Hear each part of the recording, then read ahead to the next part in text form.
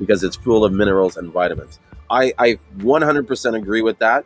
For the most part, nobody that I know of in St. Lucia would even think of adding salt to their sea moss. That is the most ridiculous idea I've ever like it literally makes no sense, right? Why add like fuck, you know what I mean? Salt is an added cost. Salt is not cheap. It's not free. So why add more stuff to the sea moss if it's not needed, right? The salt that's coming off that is it's just a naturally occurring salt, and it's a good sign. It's sea salt has minerals in it. There's a reason why we have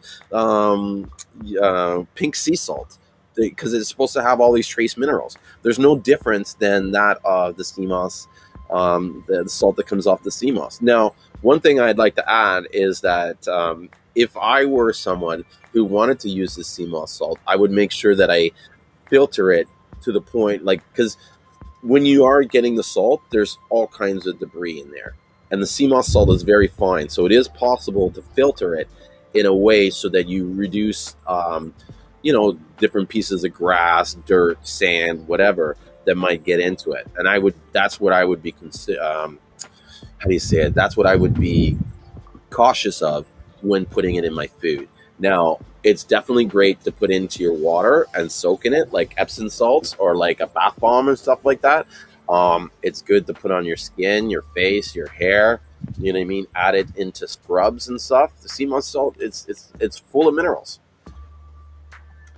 So the added salt is only on the goopy sea moss salt that you can easily find from the Asian markets for $2.99 or $4.99 a pound. Yes, well, here's the thing. I don't think that sea moss had salt added to it. I think that's still the naturally occurring sea moss. But the way they dry that sea moss is dried in a way that causes the crystals to form larger. So the salt, because I believe that a lot of that sea moss is done in a commercial environment. And so if you had 50 tons of sea moss that you need to dry, it's not convenient for them to just spread it out on the sun and dry it. They'll put it in a machine to dehydrate it. Well, it's possible, my mind thinking, that if you have it in the dehydrator, that the salt crystals will form faster because there's a machine that's actually pushing the drying process big faster than natural.